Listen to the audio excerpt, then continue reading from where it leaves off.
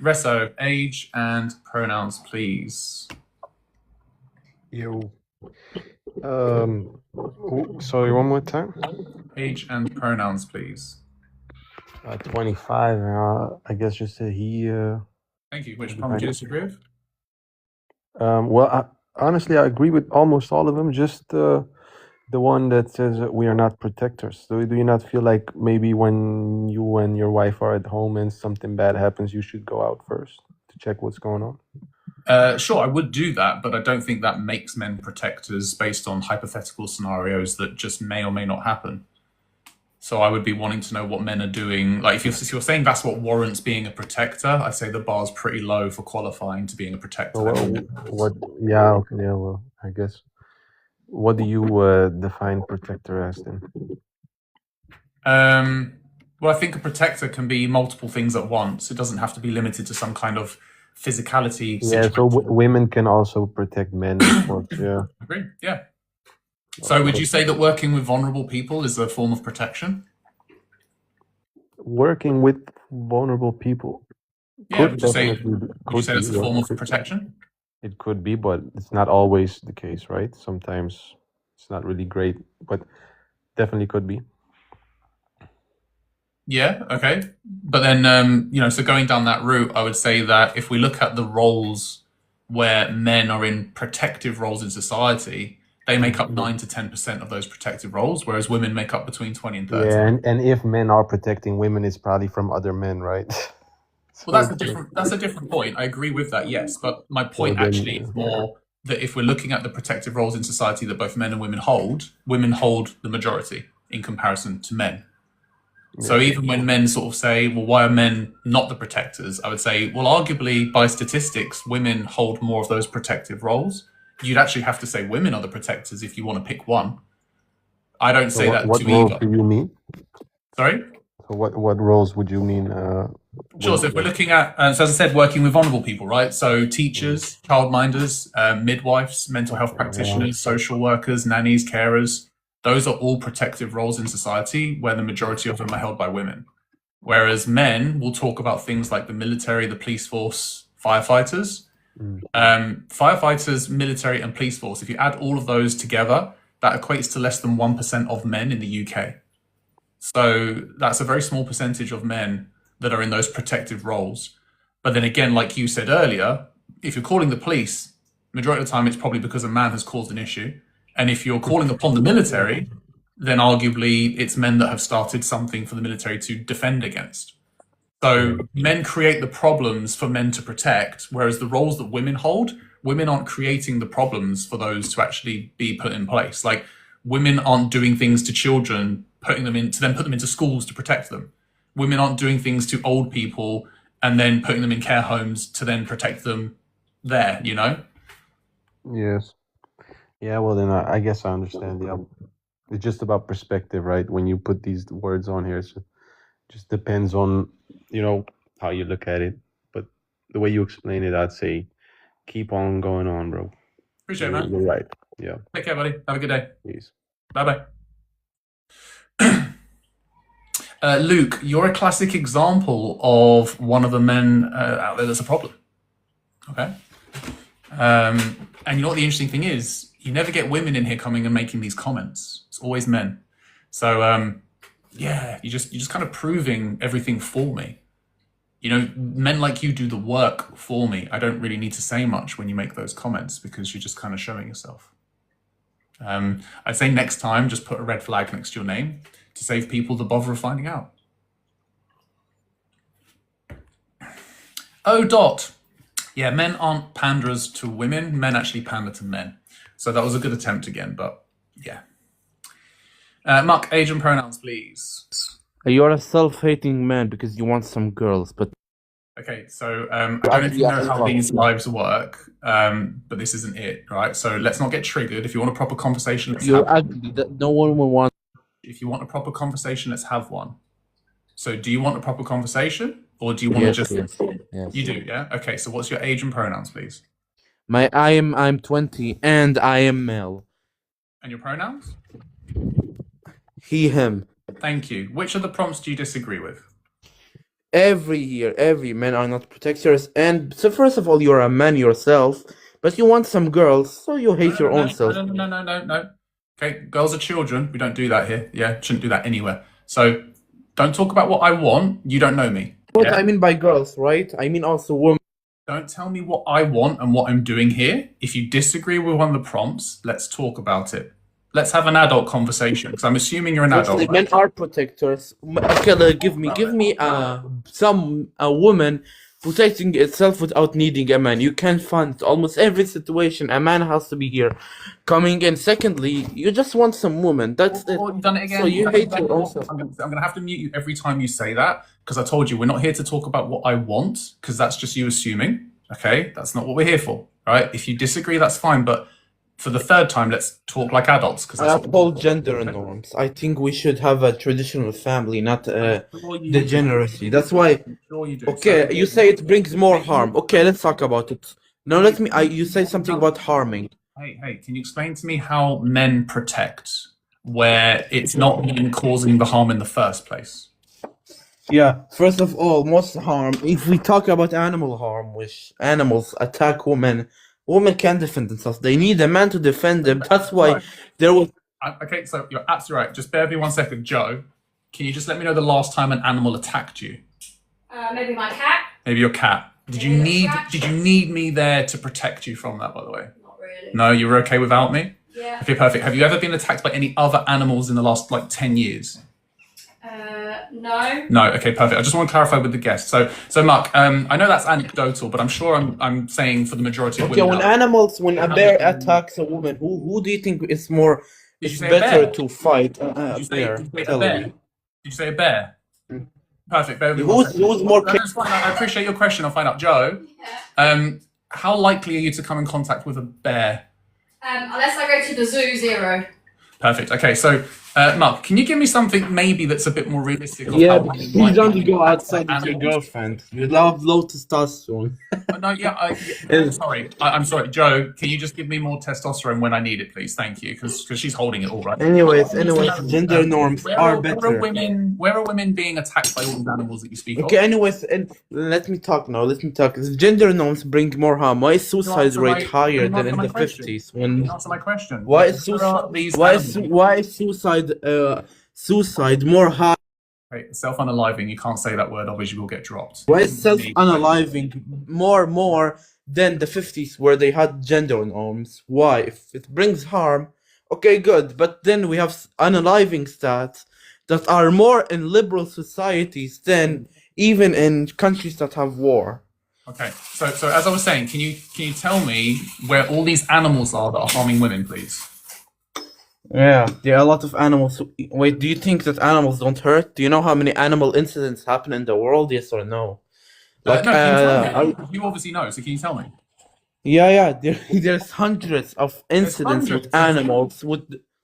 Yes. You know what, Mark? When you say there's hundreds, I can go one. Yeah, hundreds of incidents. Hold on. I can go one.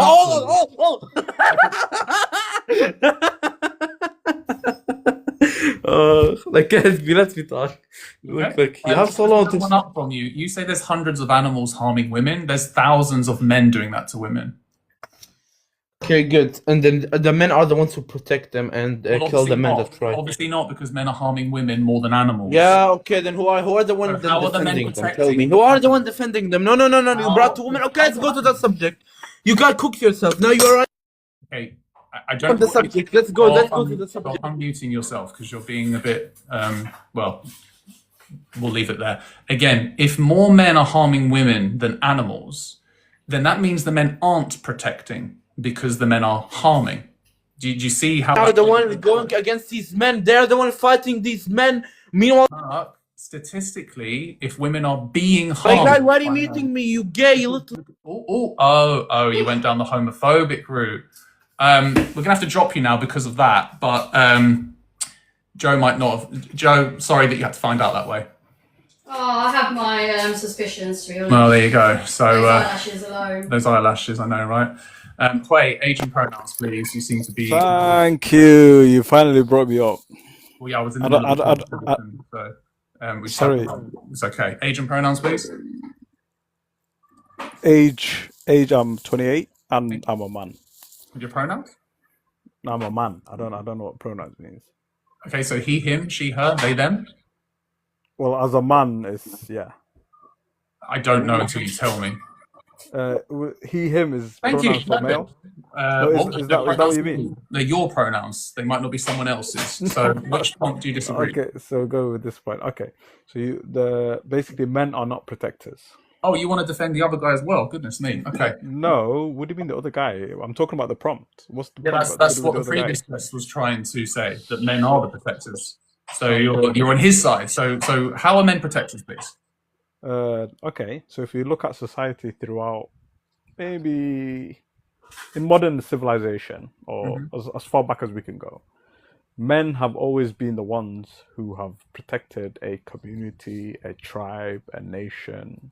They was the ones that was put on the front lines. Okay, Front line of what? the front lines when it comes to protect. So okay, I'll give you an example since you want to be a bit specific in regards to my description. So Yeah, I just want to know now. if I lived in so if I lived in a land, okay, and others wanted to invade or Men? do harm. Men? No, I said a nation. That Yeah, was but my who would be words. invading? Would it be men or women? I said it's a nation or Yeah, but a group you- of people. You're talking about history. So in history, was it women that did that or men? I wouldn't know. I think you're being obtuse. Was it men or women? No. But you can't make assumptions on behalf of me. You can only take value on So what I answer the say. question, because you're And talking I've said about to you, who is invading another group of people? It's a nation or a group of people. Yes, so you're again not answering the question, because in history you would know who was invading, whether it was men or women. Okay, so your argument. Okay, well So let's just no. It's a nation or a group of people. But let's. No, it I'll wasn't, leave- because when women weren't allowed on the front line, Okay. then who was doing it? Okay, so I will even. You don't want to say it, do you? No. I'm saying I'll even concede that point. If your argument is men, and there was no queen, there was no female that was in power at that time. Women. Okay. Female. Okay. Women. So wait, do you have problem with female? No, because females dehumanizing. So that's why you say women. Female is dehu. Anyways, okay. Now you're just giving semantics. Okay, we'll call them women. No, it's not semantic. If it It's makes- just no, it's- respectful to women. Okay. Okay. Female is applied to other things like animals, whereas woman humanizes the individual. Is male dehumanizing to men? Correct. It's I've never heard anybody complaining as a man saying, "Oh, Of course not, because men have privilege and men haven't faced oppression. So why would they? okay." Now we're gonna try and digress. Okay, digress. Okay, digress. This is an educational Digress. live, and that's what we do here. We educate. So it's not having an attack at you. It's just letting you know that that's pretty much what. it Okay, is. I've never experienced some as a man or a male saying Yeah, I've just I've been explained why. dehumanized. No, I'm saying I've just not experienced it. Like, is that Okay. is that wrong? But You have an it's not opinion, I have an opinion. Just Yeah. recognizing how words can be harmful, and that's what this live is about: is education. Okay, but anyways, as Yeah, a back to- male, I've never experienced any hate or prejudice As a man, because I'm a male. Okay, as a man. so I'm a male. No, you're not. You're a man. No, I'm a male. A man. Do you see? Like now, you just want to digress from the whole point we're trying to make. No, it's Like just if you're we're gonna trying just have hold on to a concept. semantics, I'm saying to you, I identify as a male. Do you have a So are you a male dog? no? So do you disagree with me? My opinion that I identify as a male. But a male what? No, A no, male I what? identify as MALE Yeah, as a yeah, male. a male what? Because As a male male. can be applied to many different things. So That's are you a that's male absolutely dog? fine. But I identify as a male. Like A male what? why do you have an issue with me? Like what I I identify don't have an issue with you. I'm asking you what you identify as a male what? as a male. Simply so, as a so male. we can call you a male dog and you're okay with that, yeah? Okay, so am I a dog? Well, that's what I'm asking. No, obviously, if I'm speaking to you and we are communicating within the same language, I would think rationally you would assume, okay, this person is a human being. Unless you can speak to Oh, animals. So if Unless you're a you human no being wait. and you're a male, that would make you a man. You see how that works? Because it humanizes you. Okay. So do you disagree that I identify as a male? Is A that your male issue? what? I'm asking for you to complete that. As a male A human. descriptor. That's why I describe myself as. So a man. No, brother. Do you Oh, see? Like you try and give like this mentality of what I believe is no, correct. I'm just saying, understanding language, and that's all it is. okay, Okay, it's not language would so identify back me as a to male. how men are supposedly No, the no, no. protectors. So language identifies me as a male. So back to So no, no, no. being. Let's not move on because you want to use. I'm very adamant on it. I'll wait until you're ready for a proper conversation. How about that? Ben, age and pronouns, please. Yeah, like for me, in terms of the body count, Age oh, and pronouns first, please. yeah, 32, male, Pronouns. he, him. Thank you. Thank you very much. Right. Yes. Body count. Go for it. Yeah, look, I don't think it should be used at all to disrespect women in everyday life. You know, if a woman wants to be promiscuous, that's up to her. But at the same time, I do think as a man, I have a right and a way to not to have a bar. You know, for the certain amount of promiscuity I will allow as a partner. Body You count know, is for not the a body. same way a woman, you know, has a right to, you know, not allow a man to be a bum. You know, not allow a man to have a criminal Body record. count doesn't equate to promiscuity. It does. It does. In my eyes, it does. But that's fine. That's fine. In your Look, I'm eyes, quite that's not liberal. factual. Okay. I'm quite liberal. You know what I mean? I'm quite liberal. That's you can be as liberal as you want. I'm just saying that doesn't make it factual. That's your projection and your assumption and opinion on someone else having I mean, sex. by definition, dictionary definition, like it is promiscuous. You know, and that's fine. No, it's not by definition. Promiscuity is not limited to just schmecks. I mean, look, there's more than one ways. You know. So that's my point. So it's not limited to schmecks. So that wouldn't necessarily mean promiscuity. Someone who wants to have schmecks and is being consensual to that doesn't automatically mean they're a promiscuous person. That's just your assumption on it. Well, look, I have a certain limit. You know, as a bar, there is a bar. There is a bar. There is a bar. You know, and realistically, if a woman's 30 and she's had more than 5. Yeah, I couldn't, you know, but you know, if she wants to do business, That's a you you issue. know, like if you know, have a chat and all that, that's fine, but I don't think it should be used to in full. I shouldn't be in false, like it shouldn't be in false, like as some men. That's a you issue, though, right? So what's the reason why that bothers you so much? Come on, like, No, come on. I'm being serious. That's what the point of this live is, right? Is unpacking the reasons why. I'm saying when a man has an issue with a woman's body count, it's rooted in misogyny or insecurities, sometimes both. It's probably a bit of insecurity, you know. It is probably insecurity, you know. I'll be honest. I appreciate the honesty. So the Probably insecurity is is a bit what of bothers you. insecurity, but at the same time, you know, I have enough assets and all that to not have to bother with I that. don't think that's relevant. Don't care about that.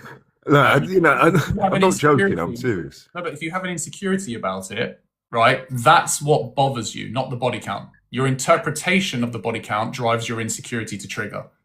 The body Well, I count. mean, if I'm not the only one interpreting that way, if the majority are interpreting that way, it Yes, must the have majority. some element of morality, moral truth to it. No, it means the majority of men are insecure or misogynistic. Well, as well, you know, I suppose if they haven't got children, that's fine. It's when they've got children, you know, like how are they doing that and then sending their kids to school the next day? Clark shoes. Having children doesn't mean you have to stop having schmecks. No, I mean, kind of from a moral point of view, you know, if you casually it does. I mean, or for money, casually or for money, in my opinion, it does. In your opinion, but again, that's another assumption and projection, right? That's not your business if a woman wants to, you know. It's not. I don't want to know. You're right, and I don't want to know. But if I do know, I'm very put off. You know, of course, it's not my business. I don't want to know. But if I do know, like, it does sort of make me think bad. You know, it does. I can't lie to you. I can't be dishonest. And Right, I'm just saying that's for you to unpack rather than actually blame the woman for the choices that she's making with her body. true. I mean, but if summer, you know, I like to do drugs. You know, if I was graphic in detail about it to every stranger, you know, graphic in detail, explicit about, you know, what I like to do. Where are women going up to men and explaining everything about what they've done when they've had Some- schmecks? Women aren't doing that. They're not going up and saying, "Guess what I did last night," and going into detail on it. Some of them are, and it's, you know, no, I'm not saying all of them, but The prompt is body count. Body I count mean, is- I know a lot of tarts. Okay, fair enough. I know a lot of women's. No. Not only going to call women tarts. Absolutely not. Goodness me, why? Why, Jamie? Age and pronouns, please. Getty, age and pronouns, please. Hey Lex, how's it going? Good. Thank you. Age and pronouns? Hey, I'm 28, he, him. Thank you. Which prompt do you disagree with? Hey, I'm curious why you think men can't hold women accountable. Are you driving at the moment? I'm not. I'm sitting in a parking lot. There's no vehicles around me or anything, so I don't think you should have heard anything. I know who this is. I did turn my fan down though, so it should be quieter now. I know who this is. You're on another account, aren't you? What's up? You've been here before. You're on another account. Oh yeah. Just a different name. This is Ben. Yeah, I know. Okay, so yeah, there's nothing that women are doing collectively that men can hold women accountable for that men aren't doing disproportionately.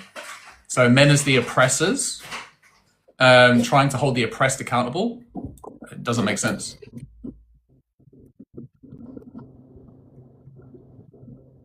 Oh well. So men are the oppressors. So does that mean that any like bad behavior from a woman might be excused? No, individually, if you're holding people accountable, that's different to collectively. Like if someone cheats and you want to hold that person accountable, you can do that. But that's not then based on their gender.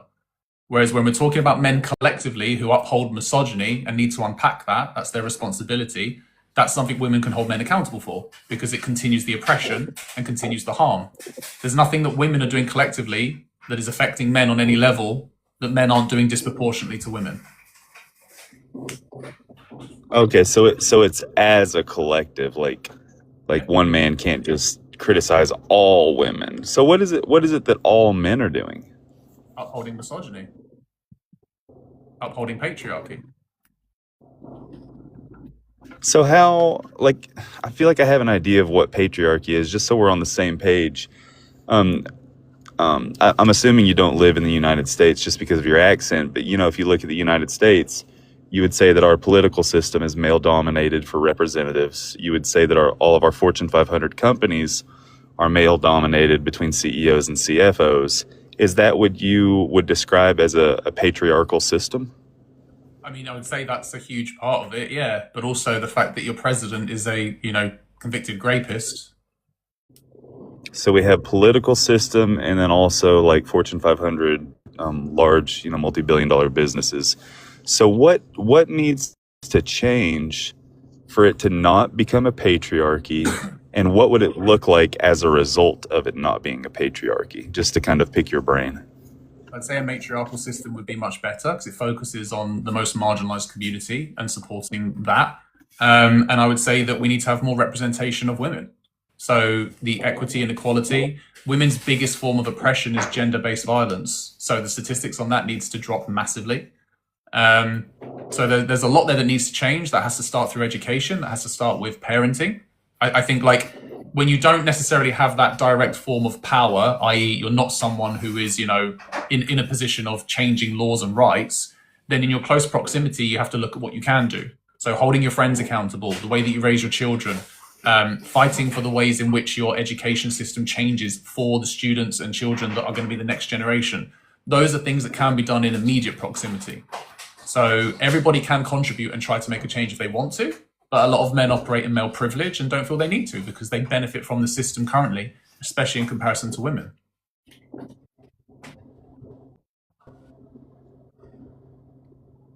Okay, I think I understand. I just feel like you say, we can hold all men accountable, every one of them, because they participate in a patriarchal system, but it's almost like plenty of women do as well. So, and then of course you have men that really are not doing well in a patriarchal system, and you also have women. So I feel like it's pretty evenly dispersed for who's doing well in our system and who's really struggling. As a male privilege perspective, because it's not like men are not being affected by patriarchy anywhere near as much as women. Living in a global femicide, and as I said, gender-based violence is women's biggest threat to, their lives. That's not something that men have to worry about on a daily basis. Men are not going into workplaces and facing systemic harm from workplace environment, whether that's through prejudice setups, whether that's through social aspects, media, healthcare, education, legal system. It's just not happening. In the UK, for example, I think it's like 423 days before a verdict on a grape trial. That's how long women have to wait to find out whether or not justice is served. That's nearly like a year and a third. Men are not being, disproportionately affected by that. As Jen just said, we've got medical misogyny. There's more money put into male pattern baldness than there is endometriosis. The way in which the money and the way in which healthcare has always been focused towards men, you're looking at healthcare and violence, two of the biggest sectors, let alone work and education, that women are far more affected by than men because they have to participate in that every day. We can't sit here and just say that it's like a fair share of, equal harm between both. Women are not doing anything to oppress men. Right. Okay. Well, Lex, thanks for having me. Yeah, it's always a pleasure. Thanks for coming up. Bye-bye. Let's see. Keanu, no. User, age, and pronouns, please. Hello. Hey, age and pronouns, please. My age is 32. Pronouns are he, him. Thank you. Which prompt do you disagree with? Number 2, men would rather blame women than unpack their misogyny. Sure. What would you like to say about it? What? What would you like to say about it? Well, I would say, so for example, I can talk about this prompt in context of dating. For example, a lot of men will blame women for being highly selective and, choosing men based on physical traits rather than personality. And when women get into bad relationships, when they get abused, or even when they, get left behind. Just be careful when you're talking about women in abusive relationships, because we don't want to go down the route of victim blaming. I don't want to do that, but what I will say is that when it comes to dating, a lot of men will blame women and their choices, and I would, women would call that misogynistic. Would you want to discuss that? Do you think that women opt into relationships knowing that they are going to experience abuse further down the line? No. Okay, so then we need to recognize then that if women are in relationships where that is apparent, who is the person that needs to be held accountable for the behavior? The men, the abuser. Okay, so then we can understand that, abusive relationships aren't quite as simple as saying things like, and trigger warning to the chat, I do apologize, I should have said that earlier, saying things like just leave, or like you chose to be in this relationship, or well, why are you still there? Because the most dangerous time for a woman to leave a abusive relationship is at the point of exiting that relationship. So Okay. we have to acknowledge that, if the abuse wasn't there to begin with, there would be no issue. But men don't go up to women on the first date and say, hey, you're going to love being with me, but in about a year's time, I plan on being coercive, I plan on being controlling, I plan on being manipulative. And over a period of time, I tend to use those behaviors to control and abuse. Okay. What I'm saying is that women do not choose men based on personality traits. They oftentimes choose men based off of physical traits. Yeah, I don't agree with that either. Have you looked at the top 3 things women are looking for from men in relationships at the moment? Yeah, but that is self-reported data. If you look at behavioral data, you will notice patterns, a correlation between, them selecting mates, selecting men with like physical, selecting men on the basis of physical traits as opposed to other traits. So again, we can go on the basis that women do also have internalized misogyny. We can acknowledge from patriarchy that there is that. But once again, we're still coming back to the idea of, why would women be conditioned to want to focus on that in men? What would be the reason for that? If we're going to go along with your belief that that happens, then women being attracted to men of a certain whatever look you want to call it, men are the ones who have always set the standards of what is a high value man. And I quote that when I say that. Someone who's tall, someone who's strong, someone who's maybe chiseled, someone who's, someone who looks like they can be a masculine protector, things like that. That's what men told men make you a high value man. I don't think so. If you look, for example, if you look at the movie industry as an example, right, you will see a lot of celebrities that are short, like Tom Cruise and like, I don't know, Tom. What'd you say? Are they in relationships? Yes. So then that kind of removes the point then, doesn't it, that women are just focusing on things like height. So they're obviously not just focusing on looks. If you were to look into statistics and you were to look into like dating app filters, for example, right, you will notice that men who are tall, who are like 6'3", 6'4", they tend to get significantly more attention than someone who's average height or even shorter. So do you know the dating app Badoo? The what? The dating app called Badoo, Badoo. Do you know that dating app? Yeah, I've heard of it. That dating app reported that the most swiped on men was 5'8".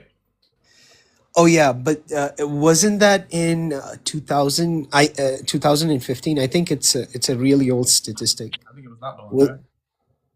Why would women in the last 13 years suddenly think, do you know what, we need to be with a man that's taller? What's changed? Nothing.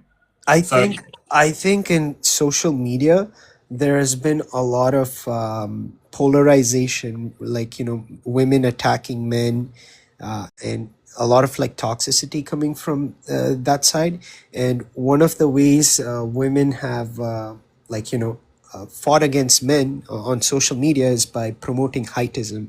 And due to like this recent trend of heightism and mocking men who are of shorter height and stuff, there's a massive shift in how like women choose partners now. You can see it in like recent dating app studies. You can even look at YouTube experiments. Like you can create a profile of a man who is like 6'3" or whatnot. You can change like everything else except height, and you'll notice that the taller man gets way more matches than the shorter man, or even an average height man. Sounds like you're blaming women for something. Yeah. So it's like yeah, almost like Kitty. Maybe you could, yeah. Yeah. Yeah. Kitty 42, she, her. So let me just be clear, guest. You're blaming women for many things. Okay, heightism. Women are not systemically doing that. Men are not getting harmed because of heightism. Women, 10% of people, however, and children are getting harmed at disproportionate levels at the hands of men. We're in a global femicide. Women and 10% of people's rights are going back the way. That's based on a UN Women report published very recently. I mean, we could discuss that, about that actual real harm that's happening here to women at the hands of men. Yeah, I agree with what you said, but when you said that women are not harming men with heightism, I would like to point you to a Swedish study where they analyzed that men who are men who are shorter, like every inch they're shorter than 5'9", are 5% more likely to unalive themselves. Based on what? Based on what women know.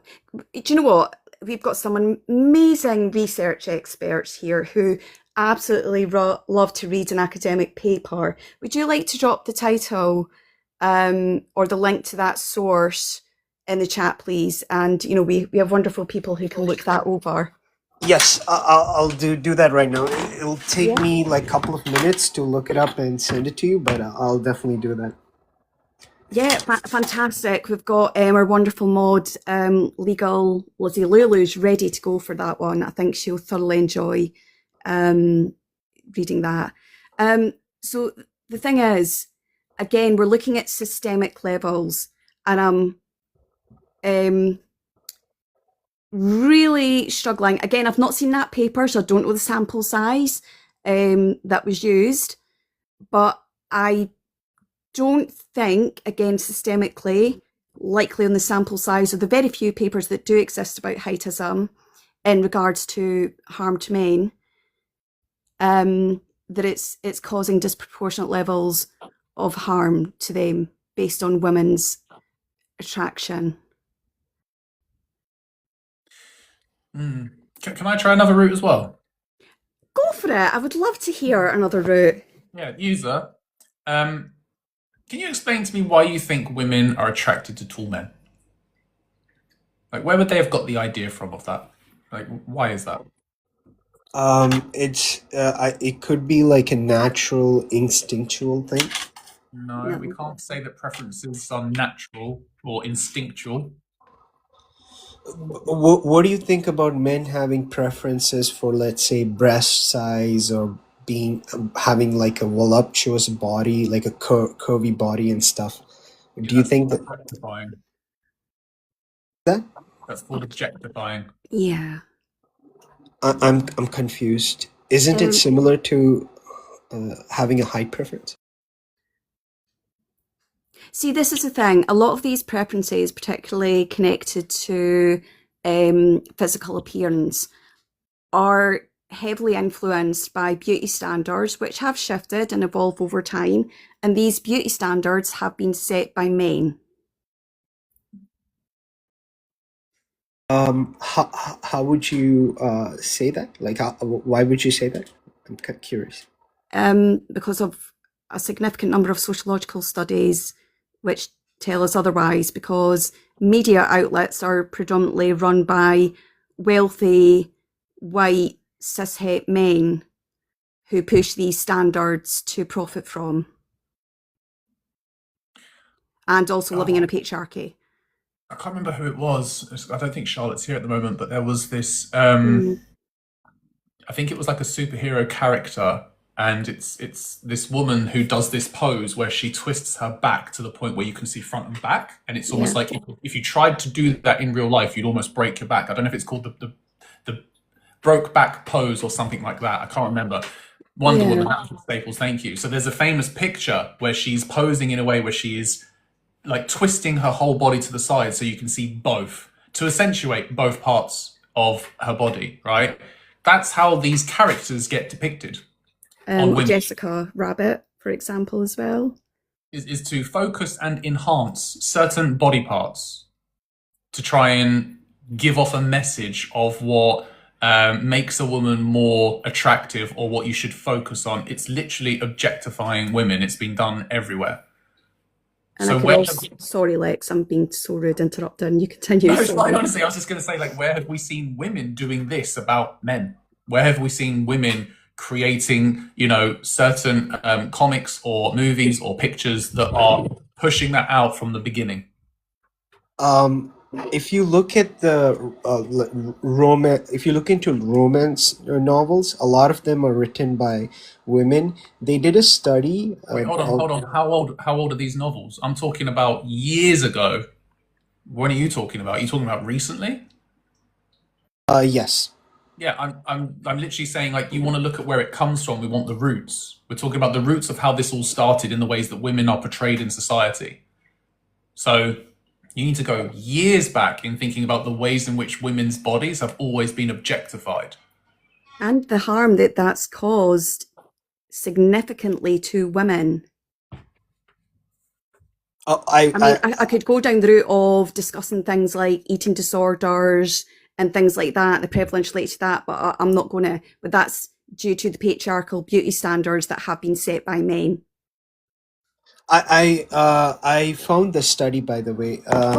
Do you want me to send you? How do you want me to send it to you? I pasted it in the comment section, but I can tell you the title of it. It's called "Strong Inverse Association Between Height and Suicide."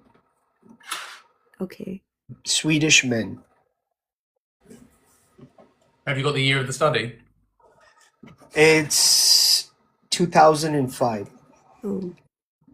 21 years ago. Lizzie, Yes. if you got that, could you let us know in the chat? Staples. Okay, user, we're gonna have to read it a little bit and then we can get back to you on it. So I'll drop you down Yeah. to but then I people go on.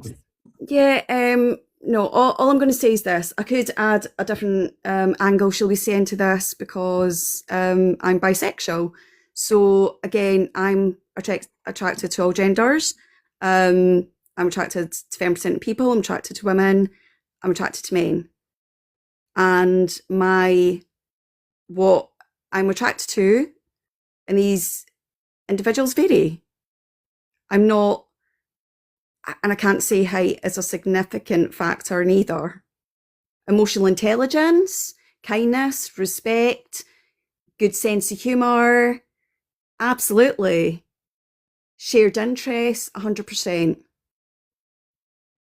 But I can't say I'm looking for a particular. Oh, Lizzie's on it. I can't say, and again, it's all individual. That's all I'm going to say. But men are not being oppressed, full stop. And men are certainly not being oppressed by heightism. So yeah, are you reading what Lizzie's putting, Lex? Yeah, I was just going to drop user down to the chat just in case they wanted to reply. So yeah. Just drop us, and we can continue this in the chat anyway. That's fine. And just people in the chat are also reminding that when I spoke about Badoo, apparently that was 2015, which the guest thought was quite old, but has now provided a study from 2005.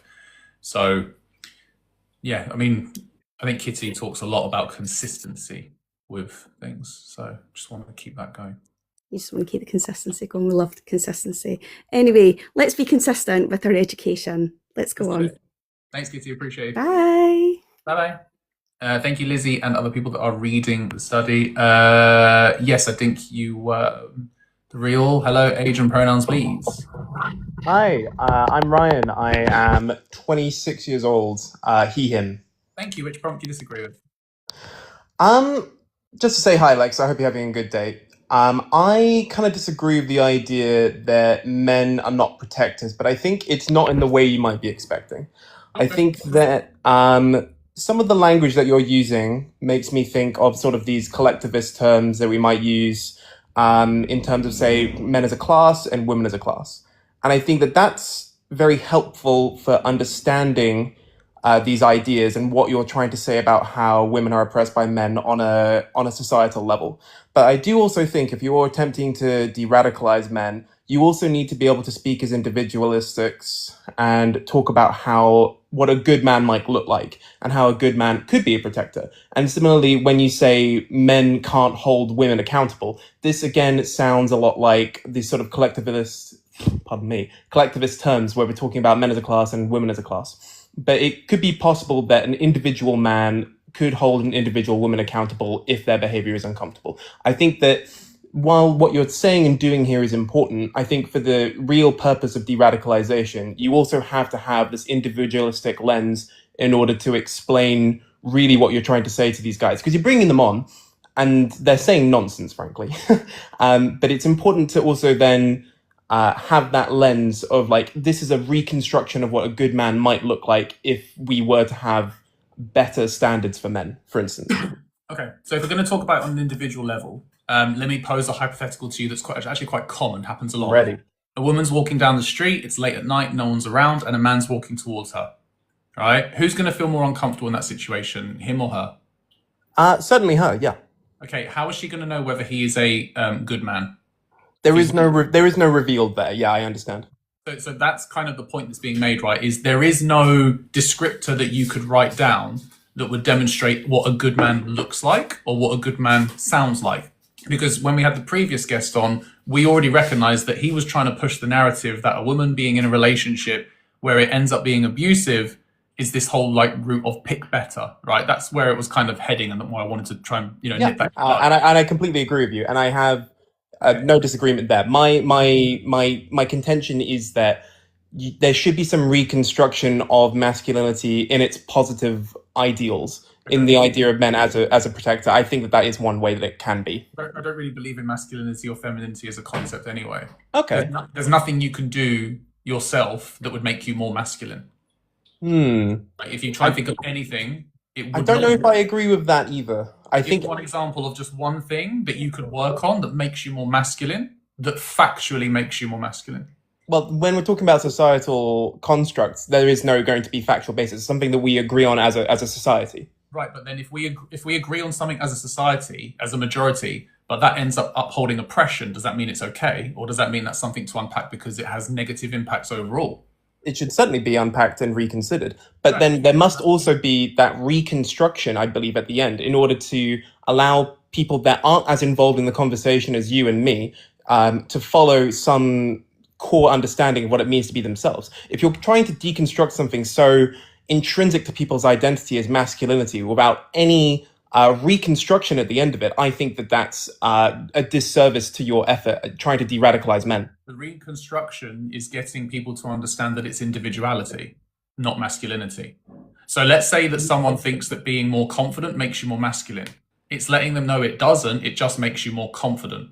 That's it. If a woman was more confident, you wouldn't go and call her more masculine, because that's how harm is upheld by men saying things like, why would you want to date a woman who's in her masculine energy? Right? It's being used in a way that can shame. Whereas if you focus on individuality, that doesn't shame anyone.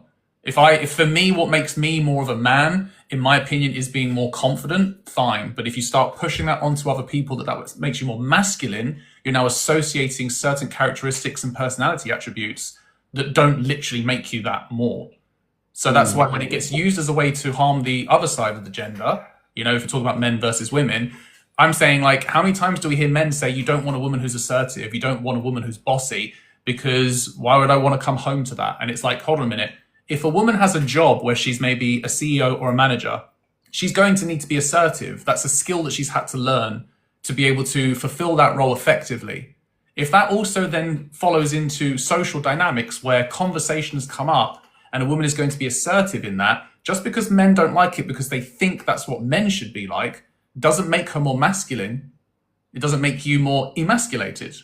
It's recognizing that that skill is a great skill to have when used effectively. When it gets used as a way to then shame, that's where I think the harm comes in. So there's like a phrase, if it doesn't apply, let it fly, right? If you know in your heart of gold you are not ever going to harm a woman, then the phrase all men until no men isn't directed at you, right? Because it includes you in the conversation, but doesn't accuse you of the violation. Same principle with walking down the street. That man could be you walking towards a woman. But as far as she's concerned, you're a man, and she's going to feel wary and cautious of you, even if you're the nicest person in the world. She's not saying you're dangerous. She's just saying that I'm going to be wary and cautious because I don't know. I don't think that's... I think I understand what you're saying. But so my perspective on this is essentially that if you're trying to de-radicalize men as a whole from this concept by pushing individuality without any reconstruction of masculinity, I worry that that's something that will leave them vulnerable to that to more negative interpretations of masculinity as they go throughout their lives. Anyway, I think I think we're getting into the weeds a bit, but it's a good conversation, and I appreciate your time. Thank you very much. All right, cheers for coming up. Bye-bye. Obviously, I did want to follow up with a few points, but I respect if the guest wants to leave. But I will say something to the chat, because I think I've said this before as well, is masculinity is very heavily linked to misogyny. If you think about, in the agricultural times when gender roles started to form, men doing the, what was it? The agricultural, not farming or whatever it was, but like wealth, power, dominance, women being seen as valuable for the more children they can have, and preferably boys, because that increased your workforce. So women being pushed into that role as seen to be more valuable to be able to do that, and men continuing to do more of the labor force. That's when you start to see that masculinity, that masculine role, turning into oppressive stances. People talk about men protecting, but then men started invading, men started colonizing, etc. And it's like, well, if that's what makes you more masculine because you've got more power, got more wealth, got more dominance, got more influence, got more resources, then we have to acknowledge that masculinity turned into upholding misogyny. So why are we holding on to traits where thinking like someone being more masculine is attached to things that have been seen to be more in power? That's literally upholding that power dynamic between men and women. Oh, sorry, Kitty. Hello. Apologies. I didn't see you were in there. I was like, oh, you okay? Oh, just sat in the little waiting area. Sorry. Alone. I'm not alone. Anyway, pardon? Facing the wall. Facing the wall with Thomas. Anyway, Kitty42, she, her. Just two things, which one of which I was going to say to the guest. With what the thing is, what a good man, what is happening there? We'll just, I don't know what's happening. Anyway, what a good man looks like to another man is very different than what that is going to look like to a woman or femme-presented person, because we're the ones that are actively getting harmed. What are you eating, mate? I don't really know. It's like a pistachio donut, but I didn't realise how much there was on the inside. Oh, that is from everywhere. Many don't know what's going on the inside. Anyway, again, predominantly men. Sorry. So we don't know. We don't know. Okay, if we've got men telling us, well, in tone policing, this is what good men should look like. This should be part of your education. But from a man's perspective, I'm sorry, it's heavily inappropriate. And also what we're not going to do, we're more focused on harm reduction as a priority because we are living in a global femicide. We're not going to coddle, we're not going to infantilise men, because ultimately, if you want to do good, this good and bad, women and femme-presenting people and non-binary people are not causing disproportionate levels of harm. We're not having to be told to be good. So why are men having to be told to be good? Education's key. Education's important. And yes, we understand gender roles is, and deconstructing that and reflecting upon that is important as part of that. But we're not going to infantilise. It's as simple as that, because that's essentially what it comes down to. Let's tell men how to be a good man. Let's reframe that for men. Sorry, we need to focus on actually what is causing harm here. And we can get to stuff like that later. Anyway, second of all, mod reminder, if you have multiple mods and friendlies, being respectful and telling you something is ableist, homophobic, etc., and you're pushing back and doubling down multiple times when multiple people are giving you a learning opportunity, that's time for you to reflect and unpack. Okay? It's time wasting for everyone. Use it as a learning opportunity. It's not an attack. Okay? I'm seeing a lot of it, particularly for ableism, and particularly while I was waiting in the requests, looking at the wall quietly. So please, it's a learning opportunity. It's not an attack. Okay? Just as simple as that. Right, anyway, I don't want to be up here again. Okay. Well. Thanks, just to let you know. Speak to you later. Bye. Right. Who do we have? Vaulted. Age and pronouns, please. Vaulted. Age and pronouns, please. My what, sorry? Age and pronouns, please. Oh, I'm 19 and my pronouns are he. Thank you. Which prompt do you disagree with? What's that, sorry? Which prompt do you disagree with?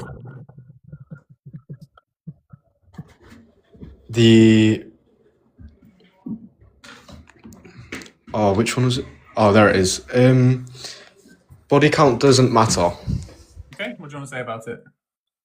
I think that when you have sex with someone, you really build a soul tie with them, and I think you really build a bond with them. And the more people you have it with, I think like the less love you feel for the person after and after. And I think it can really not ruin, but really unstrengthen the like a marriage. You know what I mean? A long-term relationship. Okay, so is that a religious perspective? No, it's a genuine perspective that I have. Okay, so where have you come to the equation that it's soul binding? I just think it's a really intimate thing to do, and when you share that experience with someone, like multiple people, it's like you're sort of getting really intimate and close to multiple people. Okay, but for a lot of people, it doesn't have to be like that. A lot of people don't see it as something that's, you know, that intimate that they now can't connect with any other individual. I'm getting a huge echo in the background and I can hear myself. So I don't know if you're recording or what's going on, but it's... There's someone else in there watching live. Ian, can you turn it off, please? Yeah. Sorry, there's someone else. No, I do get what you're saying, but I think as well, like, for example, if you're a woman, the more people you have sex with, you just get really loose. Oh, you wanted to have a comedy night with your friends. So for those in the chat, again, learning opportunity. That's an example of when we say that men don't hold men accountable, right? You see how like men want to get together in their little groups and friendship circles and they want to take the mick. It's because they don't care about misogyny, you know? So again, no one knew how that was going to go until they revealed the misogyny. So when we say like it's not okay to generalize men, it's like, that's fine, but it won't take long to reveal it.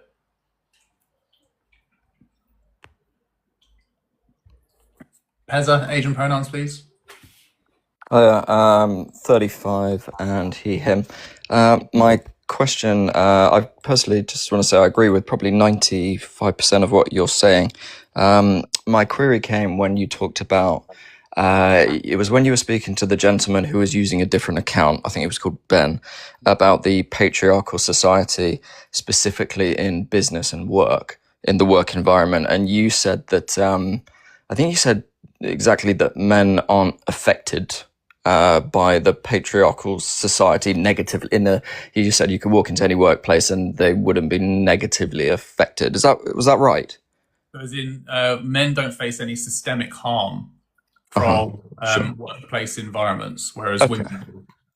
Okay, and do you mean just once you're in the environment, or is that in terms of, let's say, getting the job itself? Well, in general, men don't face any systemic harm. Like, there's nothing on a systemic level that men are experiencing, especially that's caused by women, for a start. So men don't experience that anyway. So when we're talking about the ways that women are, there's multiple ways in which women are affected by it. From I wouldn't even say the smallest of things, because actually they're quite serious. But let's say basic examples of women not being taken as seriously as men. Thanks, Rich. Women not being taken as seriously as men, women more likely to be interrupted than men, men being more respected by men, men more likely to get a promotion than women. Those are all factors that, and let alone workplace harassment. Those are all things that affect women. There's not really anything that men are affected by that women are doing. No. So not necessarily that the women are doing. So I guess my query, because this is a problem I think I'm facing at the moment. So I recruit for one of the largest global companies in the world, and I've been in a situation recently, and I'm really interested on your view on this. It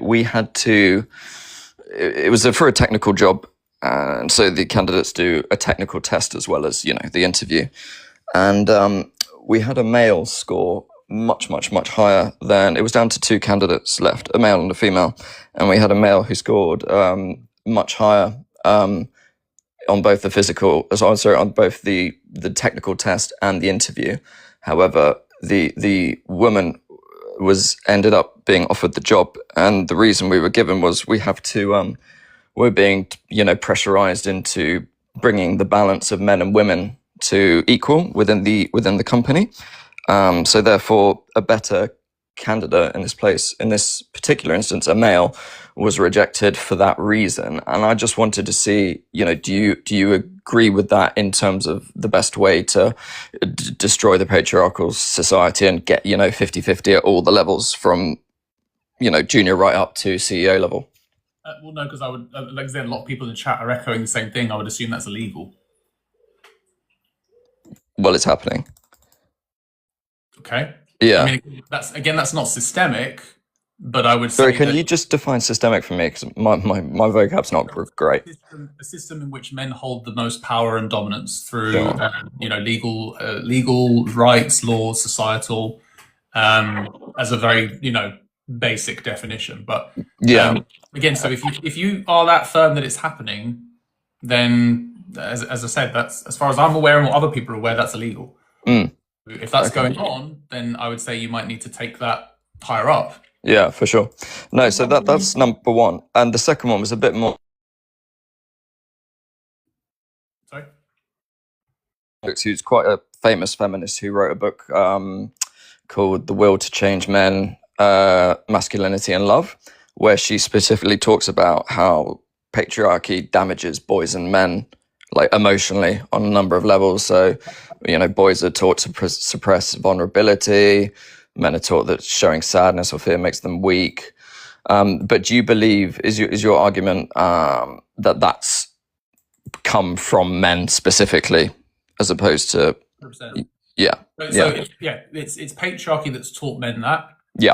Grandfathers pass it down to their fathers, pass it down Sure. to their sons, etc. And then the cycle keeps repeating. The issue is that what a lot of men try to do, and I'm not saying you're doing this, but a lot of men try to say, well, women uphold it too. And it's like, sure, that's literally what patriarchal conditioning is, right? Is men have created a system. They've told everyone how it runs and what we should be doing and what we should be looking for. And women then become conditioned under that system to sort of say, right, well, if that's what's being said by the quote unquote leaders, which are men, then we go along with it. That's the system we're in. That's the world that we live in, right? So we become accustomed to that environment, all right? So it's then almost like expected. It's more the way that you live your life. So women then sort of say, well, you shouldn't be expressing vulnerability. That's because they've been taught that by the men that create the system, and no one has challenged it in a way to change the narrative and view it any other way. So yes, women can have internalized misogyny, but we're not really challenging the roots of it by saying, actually, the system needs to be completely dismantled and changed. Yeah. And, there's too many areas of it for everyone to kind of, I suppose, get to the bottom of all of it to change, but we still have to start somewhere. So yeah, when we're talking about the ways that boys are affected, of course, that's something where I think in your close proximity as fathers or even as teachers or the school system, those are the things we need to try and fight a change for the next generation. Those are the things that need to change. Parenting needs to be different. When you have a son and they are, expressing their emotions, I think a lot more dads need to actually sit with it, empathize, help them to regulate and process those emotions rather than be quick to shut it down. And I think that a lot of fathers shut it down because they feel a little bit triggered by how uncomfortable it is for them to see their son maybe in this way. And also that they think that maybe they've been told by their dad, boys don't cry, right? You need to toughen up. And I think that just kind of gets repeated because who's going to tell them any different if the system continues to affirm that? Yeah. And do you think, I know, I certainly agree with you that probably in 95% of the case, it's probably that's probably the case. Do you think there is a minority, say a mother saying, oh, big boys don't cry, or, those kind of things? Again, it's internalized misogyny, isn't it? It's patriarchal, right? So again, we look at that and think to ourselves, whilst there might be mothers or women out there saying those things, would you still agree that the majority of the time, if the boy is experiencing some kind of emotional distress, they would still more likely go to their mothers and fathers for comfort? Yes, of course. So again, right, the concept of men can't be empathetic, men can't be emotionally supportive, I'll go to mum. Why? Because society still pushes the idea that being quote unquote feminine exhibits certain characteristics and personality attributes, and the same for men. So we need to try and see a balance. Yeah. And the balance shouldn't be that it's done by gender. Yeah. The balance should be that both parents or carers can provide emotional support, discipline, assertiveness, boundaries, whatever it is, together, rather than saying, hey, if you feel a certain way, mum will deal with that, because if I deal with it, you're going to get a very different response. Yeah. No, that's great. No, perfect. Well, thank you for speaking to me. Appreciate it. Thanks for coming up. Bye-bye. To those in the chat, don't be heteronormative, please. Right, literally, age and pronouns. Oh, hello. Hiya. Age and pronoun, please. I'm 21, him. Thank you. Which prompt do you disagree with? I agree with a lot of the things you say, but I don't agree with the body count doesn't matter prompt. Okay. I think that if a man has an issue with a woman's body count, it's rooted in misogyny or insecurities. What would you say is the reason you don't like a woman who has a high body count? So first of all, I think that women are disproportionately targeted in conversations like these. You know, like there's a lot more women being shamed for having a high body count, and that is definitely true. The thing that I think though is there was a study done, but I think it's called the Institute of Family, and it says that people in That's a Christian-led study, by the way, so that's biased. You're going to go down the route of marriage?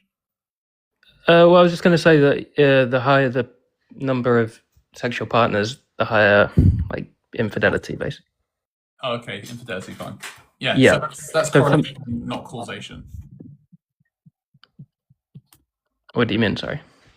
So, like, just because you have a high body count doesn't mean that's the reason you're more likely to cheat.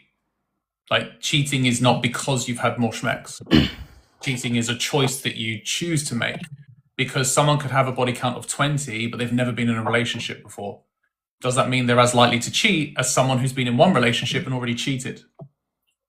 But then why does the study point to that? Again, it points to a correlation because that's what they're trying to push, because Christian-led studies will push for marriage and Christian-led studies will push for purity culture. So they're going to be looking for a bias, which is... Okay, that's fair. Sorry? That's fair, yeah. Yeah, I didn't know it was a Christian study, to be fair. I think if you said family of institutes, yeah? Yeah, something about family. They've also done another study, which is that the higher the body count, the more likely you are to divorce. And again, you know, it's a heavy emphasis on getting married. That's like the big thing that you should do. Right. So they're obviously going to try and look for ways for marriage to maintain and be fulfilling throughout the rest of your life. So they'll try and push anything that upholds the belief of purity culture. And purity culture in its roots is misogynistic. I could explain. Yeah, I didn't consider that. Fair enough. The other thing I want to talk to you about is about the way you go about sort of changing people's minds. Yeah, sure. So I think you come at it with quite a sort of aggressive manner, right? Thank you. No, which is fair enough. I mean, it's a very deep problem and stuff. But I think Tell me where I've said anything that's aggressive to men. Have I used an ad hominem? Have I shouted? Have I raised my voice? no, but like you use very provocative sort of what do you call it? Prompts. You use. Can we agree on that? What's provocative or even aggressive about saying men are not protectors? Men would rather blame women than unpack their misogyny. When, if I may say, well, no. But if you just read like men can't hold women accountable, yes, right? can they? Someone looks at that and thinks, well, my girlfriend cheated on me, and I can't hold her accountable. No, right? That's not holding women accountable. That's holding an individual accountable. Yeah, sure. But we can admit that the prompts, at a first glance, like, if you don't know anything about them, they might come off as So that's the point, right? Your interpretation of it is you view it as aggressive. Does that mean it's aggressive, or do you view it that way?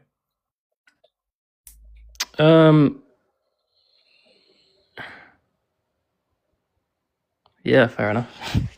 And again, I'm not having a go without sounding, too hypocritical. I'm not trying to be aggressive, but I think it's about recognizing that the reason for these prompts is coddling men doesn't actually get men to reveal exactly how they feel about something. Whereas when men do get triggered about something, they will start to talk about what it is that's on their mind. And I don't know if you've been in it the whole live, you might not have, but over the years of doing this live, we have seen men come in very, very emotional, very, very reactive. And that's literally the point of the live, right? Is you've been triggered by something, let's unpack it. You're here now, you're telling us exactly who you are by the way you're speaking. Let's get to the root of it, right? If these were all very kind and generous, an example of this is, I have a prompt that sometimes says, all men until no men. And men will come up and say, why don't you put some men until no men? And I'm like, oh, okay, that obviously feels more comfortable for you. Why? Because now you don't feel like you're included in that because it says some. When I say all, that does include all of you. And it should, because ultimately it doesn't accuse you. It doesn't accuse you of the violation, but it includes you in the conversation. And when men come in and start talking, now they reveal their misogyny because they're triggered. But and that proves the point. Right. So we live in a patriarchy, right? Yes. And then I'll bring Staples in after you've responded, but yeah. Yeah, sorry. Yeah, so we live in a patriarchy. So all of the legislation, the parliament is full of rich white men, basically. They've all been educated in the same place and all this stuff. I think that, I know you said coddling is bad, right? But I think you get more out of a conversation if you're both coming at it from like a place of respect and like trying to understand each other and trying to educate someone on where they're wrong, rather than sort of being there's been a heavy rise of reform in the UK right now. Okay, and I don't want to veer too off. No, it's linking back to my point. But when you talk to these sort of people, if you come at them and be like, you're racist, all of this stuff, you won't get a response. But if you actually pick apart their points slowly and you work through it with them, you tend to get more of a learning moment with them, if that makes sense. Sure. So two things, then I'll pass on Staples. One is, how long have you seen my lives for, just out of curiosity? I've seen a few of them. Not that many, to be honest. Okay, fair enough. So we've been doing this for about 3.5 years now. So if you've only seen a couple, it would probably be fair to say that you haven't seen, what conversations can be like when we unpack a lot of misogyny here. Sure. But the second point I want to make is this. If I was next to you and I was doing this to your head, right, and I kept doing it, you'd probably just say, can you stop doing that, please? Right? If I carried on doing it and ignored you, you'd probably be like, no, seriously, stop. Why are you doing that? And if you walked away and I followed you and kept on doing it, do you think at some point you might respond differently to that? Or do you think you're continuously going to be saying, please stop doing that? Please stop doing that? Yeah, I get your point. I do get your point. So it's just recognizing that it's quite a privileged perspective for us as men to think that we can have these nice conversations and be very respectful when all the while women are being affected by this in ways that we are not. So we have to kind of recognize that the misogyny women experience, which at its worst unalives, grapes, essays women, is that serious. So when they're upholding grape culture, when men are talking about the ways in which, they view women and the red pill community and the way that they are upholding messages that objectify, dehumanize, degrade women, this is what men are being exposed to. And with the greatest respect, kind Lex over here is not probably going to get through to these men by just being gentle and kind and, hey, how are you? Like, come on, let's unpack this. It's like, unfortunately, these men need to hear it as it is. And if men don't like that, then again, that just kind of proves they're triggered by something, because these men don't get challenged. These men get to hold up these beliefs. They enable it in their friendship groups. And as far as they're concerned, they're okay with that because they're not being affected. But let me pass over to Staples, because I did say I would. So Staples, over to you. You can stay up, literally, but I think Staples wants to join in to the conversation. Hi, Staples. Hello, 44 here. So I was just going to ask guests, on your average week, how does the gender you identify as affect you in terms of harm? No, I don't face any. So, as Lex pointed out, obviously, there's only so much patience people will have in terms of, say, for instance, myself and some of the other moderators within this space that are femme presenting and women, I haven't been in the lives for a few days, and still this week I've had unalive threats, grape threats, just this afternoon being called names for muting people. And that's in a space where we're giving our own time, our own emotional labour to help people, because we love men in our lives. Many of us in this space have loved, I've got a husband, I've got sons. We take our own time and resources to do that. And yet it's still not enough. When we then get told by other men we're not asking enough, that we should fight harder. Whatever we do, we're tone policed in the way. And yes, Lex's prompts might trigger a reaction in you, but they're there to promote conversation. So again, I'd sort of ask yourself to think why you felt that necessary to come up and consider how men are harmed much more, or how it's affected you or others men reading those comments compared to the things we go through as women daily, having to check, where we sharing where our locations are. Every women's toilets have support lines in the back. We have secret codes for how we help each other in dangerous situations because of the harm that's done to us. There is so much harm done that no one can keep up with it. The statistics can't keep up with it. The police can't keep up with it. The things that actually go to court, there's a backlog of 3 years plus.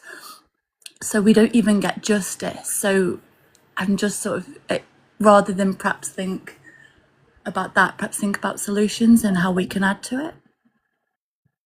No, definitely. I think that's very fair to say.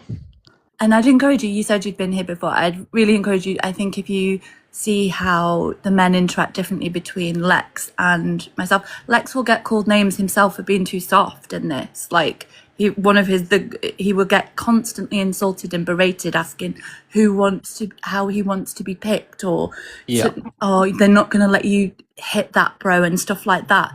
So whatever he does, and or a cook, they offer, anything that he does, it's to the point where he has a chair ready for that. So perhaps think about, we've tried every which way, and the only thing that we do here is promote this space where it's educational and respectful, and people that don't stay within the bounds of that Can I just are make asked a to point not be in it. Yeah. on that? So this is this is a live stream advocating for women's rights, hosted by a man. Mm-hmm. And I assume most of your guests, if they do change their mind, they're only listening to the man. Quite often, yeah. That's frustrating for us women, trust me. Yeah, of course. But then, it's mainly because it's men's issue. Like misogyny is a men's issue, right? So expecting or asking women to unpack that for men is more emotional labor on the oppressed group. It's not down to women to make this change. It's down to men. So the reason I have these conversations as a man is, as much as there is a, positive side of the fact that men do listen to men more, like from that stance, that's not a positive effect on society, but at least the impact it can have here is that men might listen more. But ultimately, it's still about the fact that men should be doing it. But you're doing this then in the hopes that men listen more. No, I'm doing it in the hopes that men unpack their misogyny.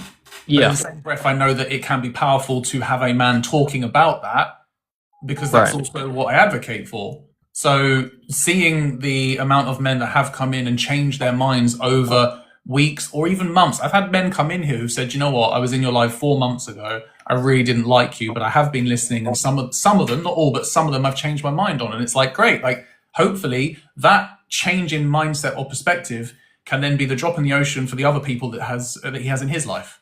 And he can talk to his friends, or if he's, a father, and he then hears things where he goes, maybe I can do that differently with my son when he grows up, blah, blah, blah. That's how you spread the message. Yeah, that's fair. Okay, that was all I wanted to talk about. No, thank you. Okay. I think Kitty also wanted to just quickly add to the conversation, if that's all right. No, never mind. No, that's been withheld. So that's fine. Okay. Is there anything else you wanted to add? No. Thank you for talking to me. That was interesting. Staples, did you want to add anything? No, just to encourage the guests to come back. Yeah, please do. Please do. And listen more. And what I would also encourage is go into women's lives who are talking about similar prompts and look at the way that they are treated in comparison. We talk about the whole men respect men. So a couple of people, someone called Angela, I think it's called Reclaim Angela. I can't remember the full username, but Angela does great lives. Someone called, I think, Outrage does great lives. People in the chat also saying Denedo. Like, go on to, if you don't mind, go on to other lives where women are hosting, and you will see the disrespect, you'll see the misogyny, even misogynoir, if we're talking about black and brown women, and you'll see how different it is, honestly. Right. Also, if you go on the Red and White app, there's if you follow Lex's thing at Lex_therapy1, you can see past lives, and you can see how wildly different they are based on the energy. So whilst you might have found it a bit confronting, you'll see some of the energy that's been in those lives and how very different it is compared to And trust me, this is quite a tame life. Oh no, there's some real weird people on the internet. Oh, please don't be ableist at the end. Thank you. I'll mute. Bye. Wait, what? How is that ableist? The word weird is ableist, so we don't use that, okay? Oh, okay. And if you don't understand it, that's fine, but just give it a quick Google and you'll see. There's lots of words that people use. And, you know, again, as much as this is calling out misogyny, we recognize that misogyny, racism, transphobia, homophobia, ableism, they all fuel each other. So that's okay, fair enough. part of intersectionality is just recognizing. And again, it's not an attack. It's Yeah, just, hey, you said something there, and maybe go and have a look at what that means and just think about it. And hopefully that could be a change that you can make for yourself as well. No, that's fair enough. Thank you. Alrighty, take care, buddy. Thank you. In a bit. Bye-bye. Indeed, learning opportunity. I'm hoping that this is. Oh, maybe not. Okay. Natalia, thank you so much for that. Appreciate it. Hachim, age and pronouns, please. Hello, can you hear me? Yep, age and pronouns, please. I'm 19 and he, him. Thank you. Which prompt do you disagree with? I disagree with one, but like I want to learn more about the other. So the one I want to learn about, like, what do you mean by men can't hold women accountable? Sure. So if we think about anything that women are doing collectively, I would say that men are probably doing it more disproportionately than women are. And so therefore, for men to try and hold women accountable for something they're doing more of wouldn't make sense. So if the man was like doing something and the woman was doing it as well, but like the man was still doing it. If you're talking about on an individual level, that's absolutely fine because that wouldn't be a representation of women collectively. So like if a woman cheated on her partner and that was one of your friends and you wanted to hold her accountable for cheating, that's fine. That's individual, right? That's not something she's done based on her gender because all women are doing that, or the majority. Oh, yeah, okay, yeah, because that's what I was thinking. Like, So like all men hold on to misogyny. All men have a responsibility to unpack that. So if women wanted to say that men need to be held accountable for their misogyny, that makes sense because we still live in a patriarchal system, which means not enough is being done to dismantle it. So more men are trying to uphold or enable it than actually dismantle it. So that would be a fine example of how women can hold men accountable. There's nothing that women are doing on a systemic level that's oppressing men collectively. So there's nothing that men can hold women accountable for. So when men always come up and say, hey, women need to be held accountable, blah, blah, blah, it reinforces prompt number 2, which is men would rather blame women than unpack their misogyny. You know, they're trying to shift the blame onto women by saying women this, women that. And it's like, hold on a minute. You know, you're upholding a system that everyone is conditioned under to be misogynistic towards women. Okay, yeah, I agree with that. I just needed that more on it. Yeah, sure. But, yeah. Appreciate it. But also, the other one that I don't really agree with is the body count one, because I feel like everyone has their own preferences. For example, even women, like some won't like go with a man because he has a higher body count and they don't, which is perfectly fine. So I feel like it is a preference to most people. Yeah, so preferences is another word that men choose to hide behind to not give the reason for their preference. So again, what you've kind of done there is try to shift onto women again, but we're focusing on men, right? Because if we're talking about unpacking misogyny, then that's how men view women, right? So we can talk about the idea of like double standards, sure. But again, we're focusing on one thing. We can still talk about it briefly. So what would be an issue with a woman having a quote unquote high body count for you? No, I mean, like it wouldn't be an issue, but like, I don't know, I just wouldn't really like it. Like, especially, let's say like I don't have a high one and she has a much higher, then like, I don't know. I would want someone on like my level. Do you know what I mean? Right, so when you say on your level, are you assuming you mean experience? Yeah, basically, yeah. Right. Would it be fair to say, though, that you having a body count of 2 and her having a body count of 2 doesn't mean that you're equally as experienced as schmecks as each other?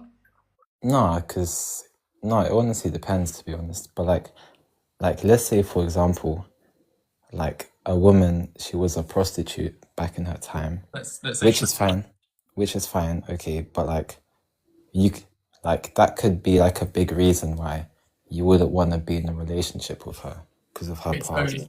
So again, that's not a body count thing. That's like her job. So you've yeah, but it's still affecting her body count. Okay. So again, though, do you not like what she did for a job, or do you not like the fact that her body count is high? Because otherwise, you wouldn't be focusing on the job; you'd be focusing on just the body count. I mean, If she was a schmex worker, would you date her regardless of her body count? No. But it's not a body count issue, then, is it? You wouldn't date her because she was a schmex worker. I mean, because they both go together. Because if you're a schmex worker, then you obviously have a high body count. No, that's not obvious. There are plenty of schmex workers out there who just don't have schmex. So then how are they a schmex worker then? Because schmex work is not limited to just schmex. Like, there are loads of different things that you can do whilst calling yourself a schmex worker. You know? There cam work, solo. Like, you can do all different kinds of things. Yeah, true, but I was talking about prostitutes. Yeah, okay. Can you please, again, like, it's TikTok for any language, you'll get dropped for using. Okay, my bad. Okay, but sure. So how old did you say you were? 19. 19, okay. So who are you, sorry, but who are you going to be knowing that was doing that when you're 19? No, I don't, but I'm just saying, like, maybe, like, some people, you know, like, some people out there. But I'm asking you about your personal reasons, right? And you've given an example of something that is extremely unlikely that you would be interacting with someone who is doing that. Not saying it's impossible, but I'm still talking about you. Like, what's your issue with a woman's body count? So you meet a woman tomorrow, you go out on a date, you find out her body count is 15. Are you going to continue to get to know her or not? I probably wouldn't, to be honest. Okay, so because I'm not that much experienced, so she's more experienced than me. So that would be your insecurity, right? You don't feel it might be, but like everyone has insecurities in this world. I agree, but I'm not. That's not the point I'm making, right? The point I'm making is that it's your insecurity that is driving you away from that interaction, not the body count. Because essentially, you could still be very compatible with her because she could have similar interests. She could have a great sense of humor. You could both want similar things in the future. She could be very honest, respectful, all the characteristics that you might be looking for in a partner. But because she's had schmex 15 times, you now think that's going to damage or come in between you two within your relationship, and it's now not going to work. So the only reason why that would happen is because your insecurity is telling you that. Otherwise, you'd be like, okay, she's had more schmex than me, fine. But if I know now what she wants, or she knows what she wants, we can communicate on that, and we can actually enjoy our schmexual experiences together. I guess so. But that can be looked at as a positive thing, right? Because we know there's an O gap for women of around 30 to 35%. So women exploring their bodies, learning more about what they like, what they dislike, if they then connect with someone who they want to be in a relationship with, and they can say, hey, I know exactly what I like, and I can tell you what to do to get me there, that's going to be great, you know? Yeah, I guess so. But like, I'm not saying this in my personal experience, but like, let's say you're with someone with a high body count, like he might, yeah, I guess you would say it is insecurities, but like, it's just life, innit? You're gonna feel like, oh, what if someone in the past did it better? And like, what if, you know what I mean? So, my point is without sounding rude, my point is that you feel that way. Okay, and there are men out there that wouldn't. There are men out there that don't care what a woman's body count is because they see them as someone, you know, for more than just the number, or they see someone that they connect with where that's not an issue. So when I said that body count is rooted in misogyny or insecurities, my point is that it's not the body count that's the problem, it's your interpretation of what that body count means to you. And what it means to you is that you don't think that you'll be able to, I don't know, whether it's pleasure her or whether it's that other men have, you know, had experiences with her that you don't want to think about, that's what's going to be on your mind more. Yeah, I guess so, yeah. So that's still going to be on my mind though, like, it's still going to be on my mind. But that's the insecurity, that's not the body count. Because the equivalent of that is flipping it and saying, let's say you met a woman, and from that point forward, you're not allowed to ask what her body count is. You're not allowed to ask, and if you did ask, she doesn't tell you. How are you going to know? You're not. So what are you going to look for to see whether or not you're compatible? Characteristics, personality attributes, the way you feel when you're around her, the conversations that you have. And by that, you're then going to say, right, I've been getting to know you long enough now that I enjoy being with you. let's make this official, right? But the point is, if you don't have the information, the insecurity is still there, but it's not being triggered. The body count information triggers the insecurity. You know, if you don't know the answer, you'd still date women. Yeah, that's true. To be honest, that is true. So yeah, I guess so. Yeah, you've really like changed my perspective on it, like a little. You changed my perspective a little. Appreciate it. Like I say, keep coming back, keep being curious, keep asking questions. Again, this isn't having a go at men by saying, hey, you're a bad person. I agree with you. We all have insecurities, but it's just recognizing that are those insecurities hindering us from opportunities that could be great? And if not, fine. But if they are, then maybe that's something we can work on, like trying to work on an insecurity is going to be more positive than not. But if there are men out there who shame women because of their insecurity, then they're actually deflecting away and they're not holding themselves accountable. So some men will say, well, you've had schmecks with 20 different men, so this isn't going to work. And they're almost emphasizing that it's because of the decisions she made, there's now a problem. But it's not. So you could meet a woman and she could tell you her body count's 20, and you could turn around and go, do you know what? I feel a bit insecure about that. And I know that's going to get in the way of me developing a connection with you. So I'm going to have to go my separate ways.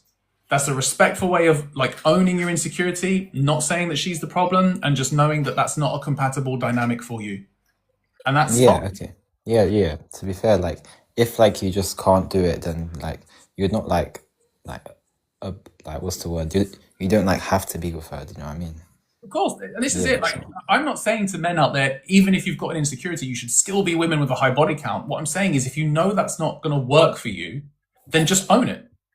Just own it and say, listen, it's not. Like, I'm not going to be able to get past that. I'm not going to be able to overcome that feeling I have. But at least you're owning it and not saying that she's the problem or she's to blame. Yeah, fair enough then. Yeah, fair enough. Yeah. Cool. All right. Thanks for coming up, and I appreciate Thank it. If you come back again, more than happy to talk to you. All right. Thank you. Bye. Cheers, buddy. Bye bye. It's quite nice that Underrated, who was just up here earlier. No, was it Underrated? No, it wasn't. It was someone different. But the previous guest who, and I'm going to say this lightly, genuinely, it was literally, that was it, literally. Sometimes the aggression pays off, right? I'm saying that lightly, I am.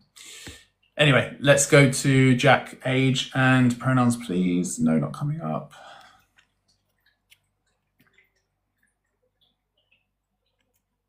Sorry, Black Cat, I do apologize.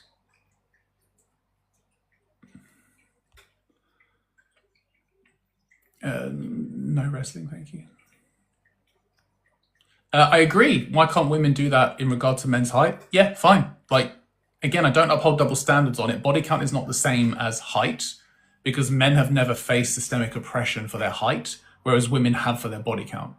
So they're definitely not on equal par. Oh, Natalia, that was cool. They're definitely not on equal par, but I completely get what you're saying. Yeah, like women having that insecurity, 100%. Like, they can own that. Okay, it's 8:45. It's been a heavy live. Good conversations, I think. I will upload this one later on this evening. If there's anyone here who didn't get to see the afternoon live today, it's already been uploaded. And I did kind of set myself a challenge, which was that every time I do a live, I would love it if I could get between 3 and 5 people following on that page. Please do drop it a follow. 5, maybe 4 or 5, I think it's 4 lives have already been uploaded. So if you wouldn't mind supporting it, okay. If you wouldn't mind supporting it, that'd be fantastic. Yeah, we're going to go into some battles like we always do towards the end. Chocolati, thank you so much. 5 alive, Samantha. That's it. That's what we need to promote.